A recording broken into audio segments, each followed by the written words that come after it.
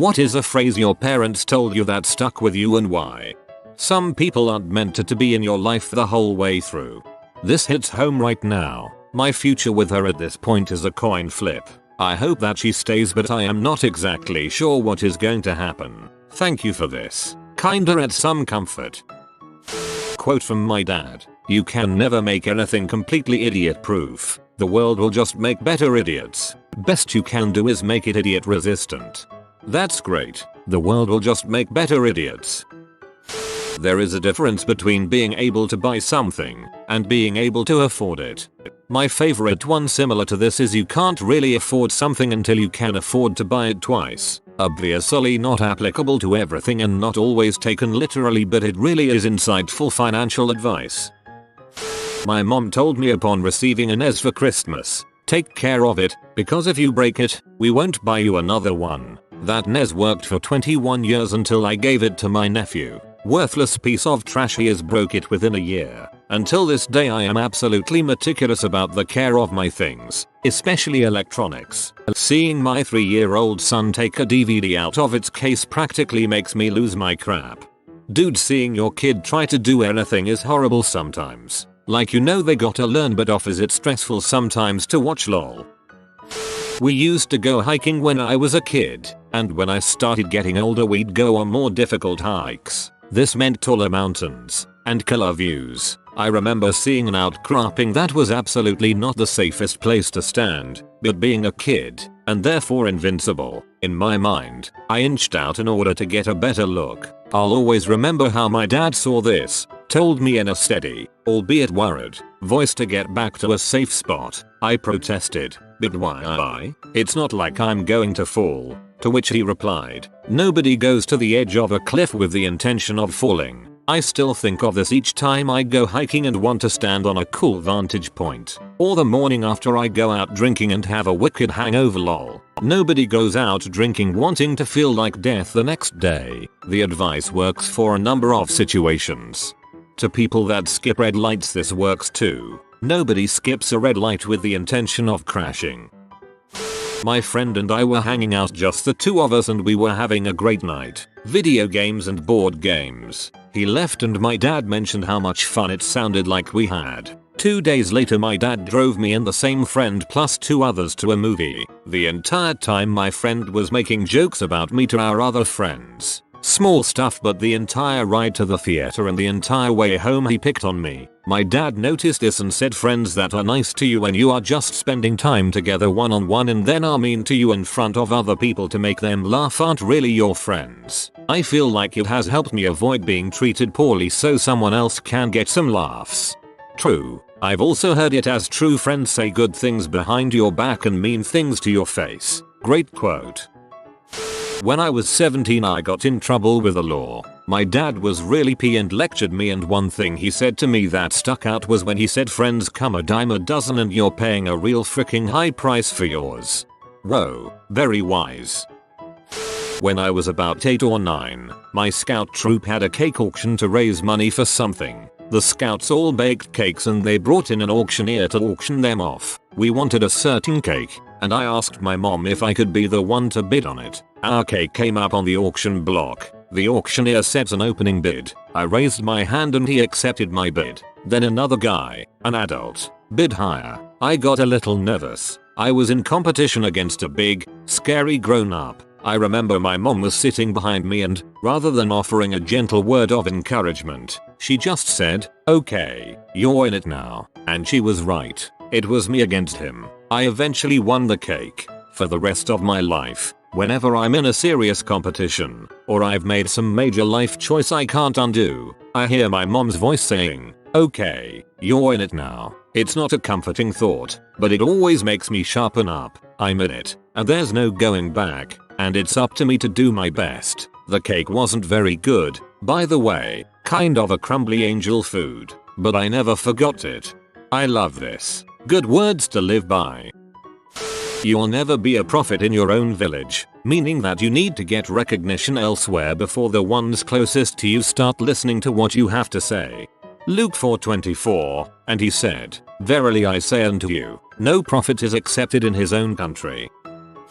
My dad says when someone yells at me or is horrible and or rude, I'm a nurse, to liken it to a dog barking at someone. Should I be personally offended at the dog for barking at me? Number. So should I take it personally when someone is in my face screaming at me? Also no. It struck home to me to not be so sensitive to others and to let harsh words glide over me. That's good, and some people are awful when they are sick or injured. Still, people do generally need better manners, especially towards those helping them. Honestly, it just say thank you and walk away. Seems to pee people off most when I say thank you when they are being horrible but they can't do anything, so it's inwardly hilarious. Don't put money in your mouth because it might have been in a stripper's butt. 7-year-old me promptly spit that dollar right out. Mum's words of wisdom. To a 7-year-old, mum was a paragon of virtue. JK. When talking about asking girls out and the fear of rejection, you are gambling with someone else's money. Really drove home that if a girl says yes, I gain something, but if they reject me, I'll lose nothing. This is something that helped me a lot, and it doesn't just apply to girls. Public speaking, meeting new people, and other situations also are examples of situations where the outcome should not and does not affect you in the ways you tend to think it will. If you change the scenery and the problems don't change, it's not the scenery that is the problem. The difference between a good and a bad job is 5 minutes. My dad said this to me after I did a crappy job shoveling the deck. Looking back at it, if I'd just spent a few more minutes, it would have been a good job. In my adult life, I try to spend an extra few minutes to make sure everything is done right. Yeah, my dad was big on taking extra time to do a good job, too. I learned measure twice, cut once from him, and apply it whenever I can. In response to a near-biting incident by a certain athlete, my mom said, well, it's hard to make good decisions when you are both dumb and mean. At least that was better than, he was just planning to make a silk purse out of a sow's ear. My mother has a habit of saying whoop, tilt instinctively when she knocks something over. It has to do with old pinball machines evidently. I've never touched one. I still say that crap instinctively though, it's annoying. You tilt the machine so the ball won't roll through the paddles into the abyss, but rather hit one so you can keep playing. The best revenge is success. My daddy told me this when going through my divorce. Ex was putting me through some crap, talking crazy. You know, the normal stuff. You will be nothing, have nothing without me. I'll destroy you. That was 21 years ago. I raised our boys, supported them, give them a great life. I went without a lot, but I don't regret it. 8 years ago I bought my first house. The first Christmas there I invited him so he could meet his first grandchild and maybe start being part of his son's lives. Let him look around. He looked at me and said, you really have done good for yourself, I'm proud of you. Left me speechless, but proud of myself cause now he knows I had have a great life without him. So there, Roger crap. Always stay gracious, best revenge is your paper. My mum once told me how she knew she loved my dad. She realized one day that she could live without him, but I didn't want to. That level of independence, not relying on one person for your entire happiness, but at the same time this person makes my life better and happier, so why would I ever want to lose them from it? That stuck with me, and I finally understood the feeling when I got together with my current girlfriend. It's helped me feel secure in the relationship. Granddad actually said that the government lottery was simply a tax on fools. Can't bring myself to buy a lottery ticket with that still in my consciousness. Some state lotteries give a large portion of their proceeds to charity, education, etc, so maybe look into those if you ever decide you want to play the lottery. Not sure how much of it actually gets there, but I'm sure there's research that could be done. Treat others how you'd like to be treated. I try to practice this every day. They also told me, if you're looking for recognition for doing good things, then you're doing a favor, not a kindness. If someone needs 15 minutes to explain how good fire product is, it's probably not that good. Dad about TV shop. After I got my first job, my dad said plainly, don't frick your back up for nobody. For some reason it stuck with me 20 years later, and I still remember him saying, while at any job I ever had when there is risk to my back in some way, I've straight up refused work because I'd rather get scolded than frick my back up. That's some excellent advice. My mom ruptured a disc picking up a box and came close to being paralyzed because it went undiagnosed for a long time. When I had to move boxes earlier in my career, I refused to do so if I couldn't push or nudge it easily. If I won't freak up my back moving my own stuff, most certain not doing it for anyone else. If you let someone go first, you can see how it's done before trying something out yourself. Before she, my mother, turned narcissistic. If it sounds too good to be true, it probably is. Actually, I have to tell this to my parents because of false ads on Facebook. I was talking to my mom about depression, crying because all I wanted to be was normal when she said, "You don't ever find normal, but it does get better. You learn how to live one way or the other." For whatever reason, it really helped.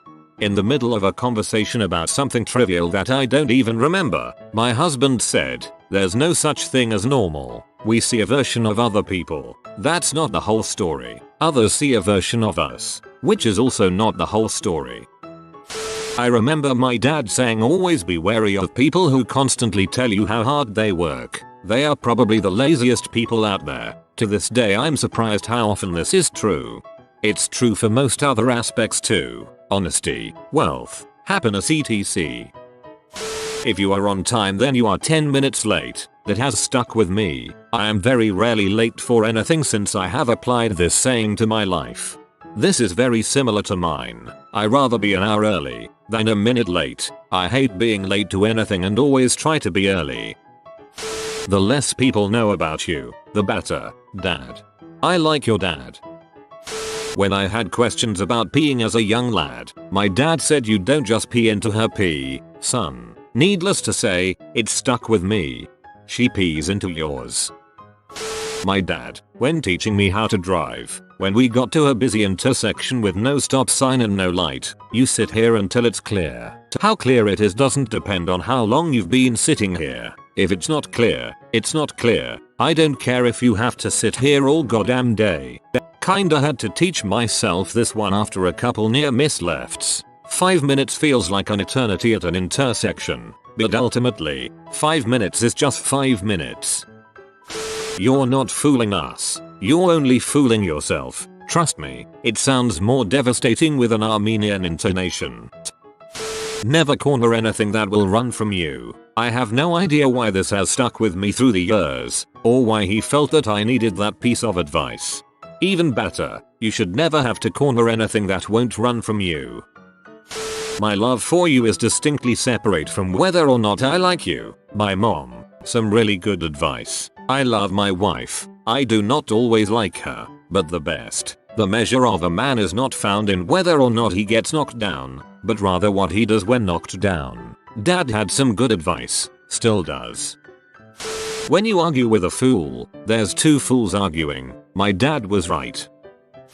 Just remember, you're 18. It's a felony now. My dad's advice. I was slightly wild in my teens. My dad's favorite was in line with this. Don't do anything stupid. And if you do anything stupid, don't get caught. If you're early, you're on time. If you're on time, you're late. Thanks, Mom. If you're late, you're wrong. When I had a horrible experience moving schools in the middle of 6th grade, my dad would come to my room every night and remind me that this seemed like a huge deal right now, but would someday just be a memory I would look back on and it would seem so insignificant. Those words helped me through a lot of terrible days. Not my dad, but my uncle. Always remember, no matter the circumstance, people are stupid. You have been visited by the Wisdom Papa type. Study well, Papa, or you will fail your next text at school. Like and subscribe, you magnificent person.